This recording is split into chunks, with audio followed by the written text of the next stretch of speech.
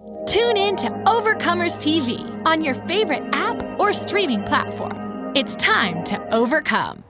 I was in Salvation Army rehab, and I was there for about 32 days, and I had no contact with the world per se, and until 30 days. And my wife came to me and visit, and she told me about this place, this program, this church that she's been going to, that a girl from her work invited her to, and she said that we can get in. She filled out the application. We went through that process. I left there after 32 days, and that next day, they gave us a call and said, "Hey, we have an apartment for you. Just come on, let's change your life." What was life like before Wings of Freedom? It was bad. It was I call my life before Wings of Freedom. I was as low as what I call worm dirt. That's where I was at. I was on the streets. I wouldn't allow my wife to be on the streets, so I kept her at her mom's. As I'm running the streets and doing criminal activities, lost in my addiction, my wife was just sitting there waiting, and she decided to come to Tulsa. And she left from where we're from 4 months before I decided to change my life. But we was on the streets, or I was on the streets, should I say, just right at about a year. It wasn't too far from a year. So, but we was both in our addictions. We lost everything. I had I guess what you would call me as a functional addict. I had a really good job in the oil and gas industry for 13 years, and still in my addiction through that entire time. And we lost our kids, lost my home, our vehicles, we lost everything. So talk about your role and your involvement with the ministry now. Well, my role with the ministry is on Tuesday nights, I do like a small devotion with the youth, the 13 to 18, on Tuesday nights. I interact with them. I have a big heart for kids because from the home that I came from as a youth, and I was in a juvenile detention from 13 to right before I turned 18. So I really have a big heart for kids that are having a hard time or struggling or that are in trouble.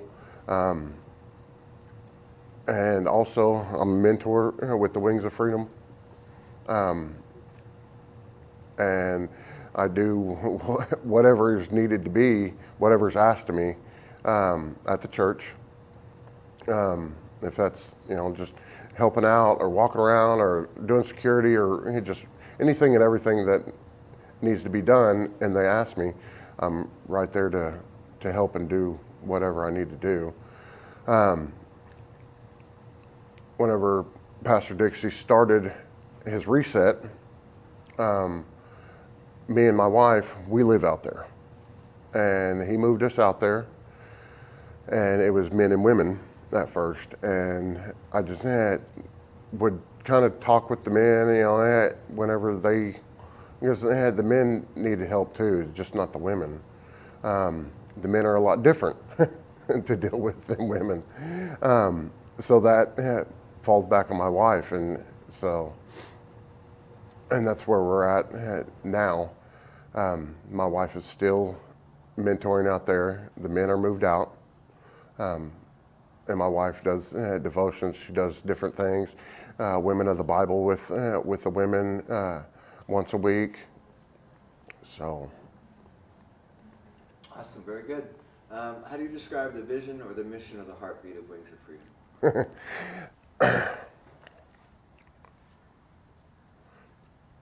I'm so excited since we've been here, and to see that it's just the growth of it already. The people coming in, the people that came in that I've met, because I never knew that there was a church like this, that there was a program like this.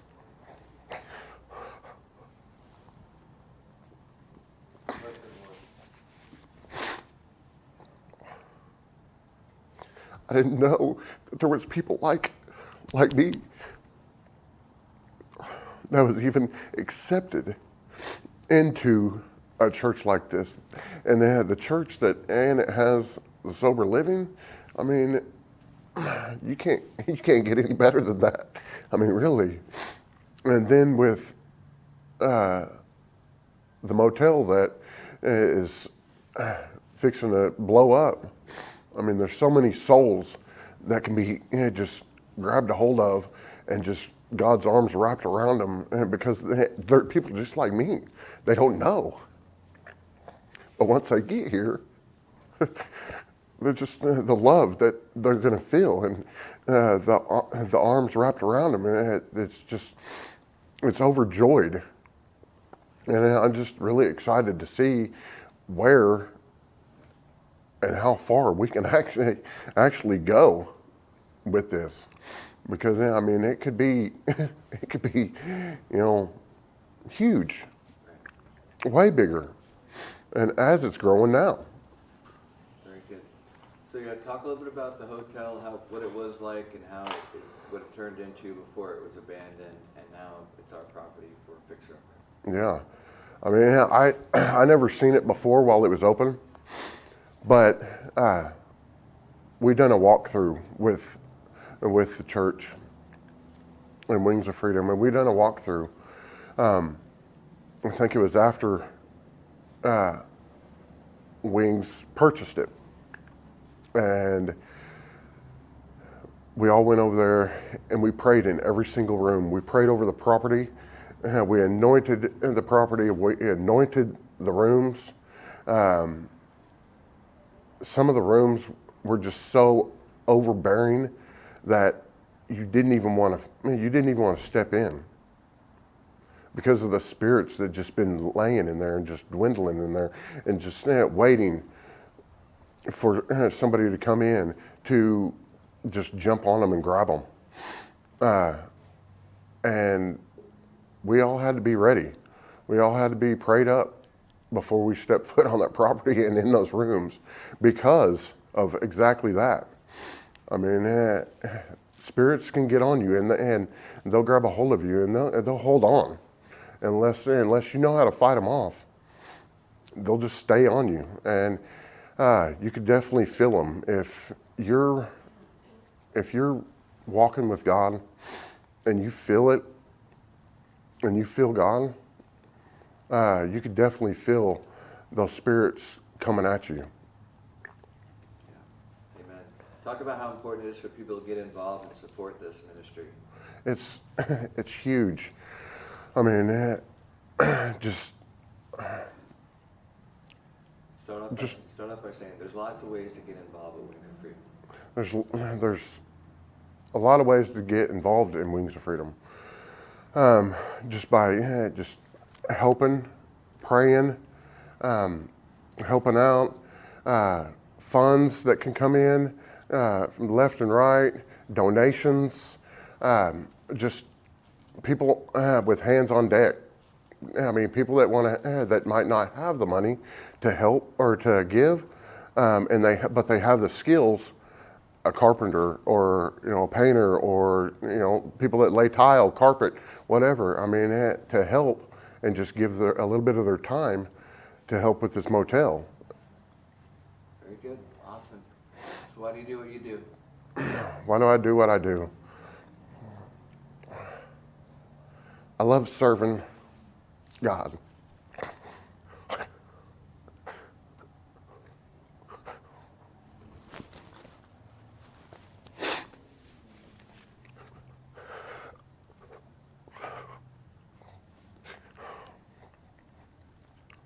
Those kids, I love them.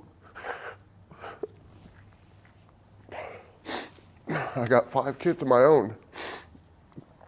They're grown. I got 4 that are grown, and I got 1 that is with my mom. And she's 15. She's not too far away, but the kids that are here, I love them. I mean, some of these kids, they haven't ever felt any love from their parents. Their parents might have just got them back while their parents are in the program.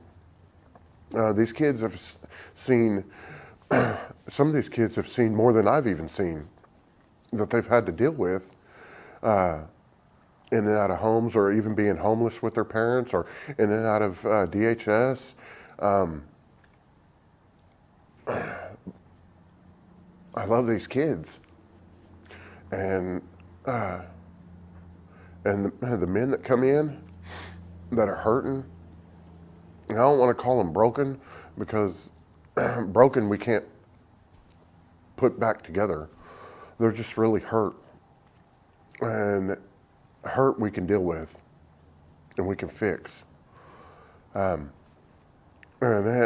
talking to some of these guys and just praying with them and listening to them and helping them just maybe through a hard day is extremely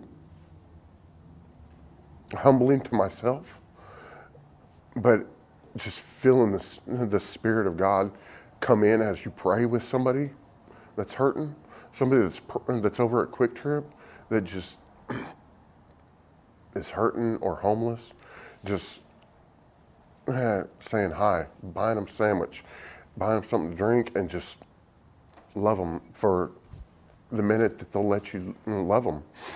And that's what we're here for. We're here to win souls and to get them back. And I love it. I love feeling the Spirit of God. I love Him whenever I'm praying and I'm deep in prayer, and I just know that He's wrapping His arms around me. It just holds me. Because my dad never did that. My father never grabbed a hold of me. It just told me He loved me. I know my father now. He loves me. And every time I talk to Him and pray with Him, I know He wraps His arms around me and just holds me and tells me that He loves me. Amen. Amen. That's awesome. Good stuff. And last question, is there anything else the Lord put on your heart to share with us today?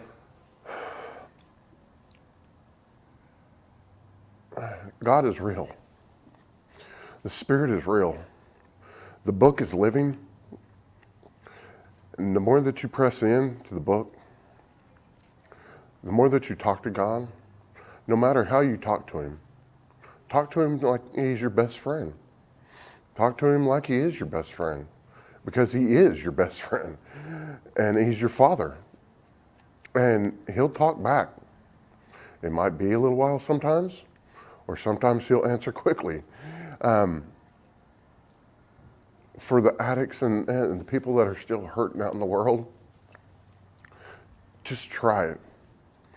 I know a lot of people have heard, try it for 30 days. Try it for 30 days. I ask you to try it for 30 days. And if God hasn't done anything for you in 30 days, then you can continue on what you want to do. But just try 30 days. Celebrate what Jesus is doing throughout the nation and rise up to answer His call on your life. To serve the poor, heal the broken, free the captives, and bring joy to those in need. Find hope, encouragement, and motivation through Overcomers TV. This inspiring network features everyday people and ministries across America who are putting God's love in action. Tune in to Overcomers TV on your favorite app or streaming platform. It's time to overcome.